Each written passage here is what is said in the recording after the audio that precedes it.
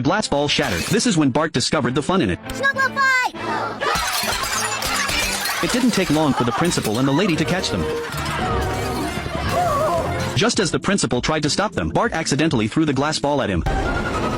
After the principal was discharged from the hospital, the first thing he did was, "You are garbage parents!" Garbage parents? Even me? This was a month's worth of pent-up anger. The principal was ready to take it out on the two parents. He was so consumed by rage that he accidentally blurted out what he really thought. I hate children! Disregard. Have a nice spring break.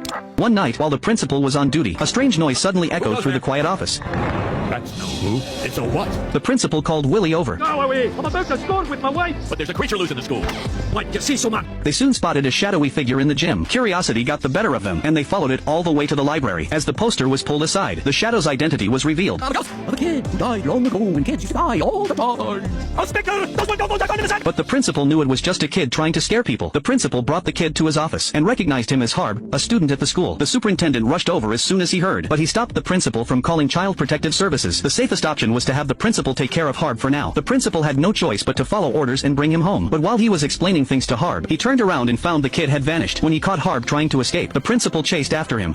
This was fun, but I gotta go. You've been a great host. 5 stars! The principal decided he needed advice on dealing with kids like this. That's right, The Simpsons. When Homer and Marge heard the principal's request, The garbage parents! We find a monster!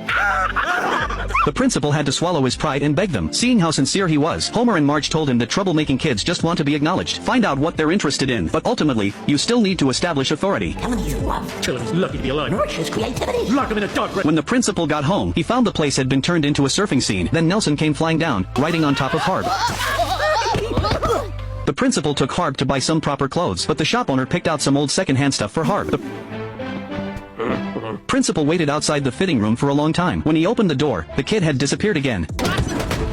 Harb didn't like being controlled, but the principal had to keep an eye on him to protect his reputation. Harb accidentally jumped into a ball pit. My greasy fingers won't let me. Without hesitation, the principal dove in after him and quickly found Harb stuck inside.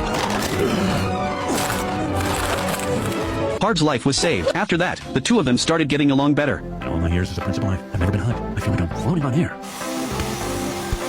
When spring break ended, the principal took Harb to school and discovered it was audition day for the musical. Wanting to nurture Harb, the principal brought him to the music teacher, but Harb wasn't interested in theater. That's when the principal remembered Homer's advice. I'm not giving you the choice. You're a talented kid with untapped potential. Now get up there and audition. But the principal soon regretted it. He kept beating himself up over his decision. Then Harb walked out. To his surprise, Harb was happy and had landed a role. I get it. I'm parenting, and I'm good at it. How do you like me now, Spalding Dirk Nowitzki Audiogram Special? But during rehearsals, the principal noticed Harb barely had any lines. This made him furious. He fired the teacher. He took over as director himself, making Harb the lead. But the other kids started to complain, so the principal had Lisa rewrite the script, with the requirement that it still revolve around Harb. Meanwhile, the principal attended the parent-teacher conference in place of Harb's parents. The teacher pointed out Harb's flaws, but the principal wouldn't let anyone badmouth him. He had completely overstepped his role as a guardian. Seymour, you are his principal, not his father. That comment snapped the principal back to reality. He decided he should find adoptive parents for Harb after all. The excellent Willie did 360. Soon it was time for the musical. The principal came over to comfort Harb and gave him a hug for encouragement. Break a leg. But Harb found the adoption papers. When the show started, Harb didn't go on stage. The principal ran after him. The dropped adoption application on the ground told him why. Dad! He called me Dad. And then, the principal was instantly moved. He knelt down and opened his arms. We're your parents, that's what. You thought he was running to you! Harb was picked up by his parents. Without the lead, the musical had to be cancelled.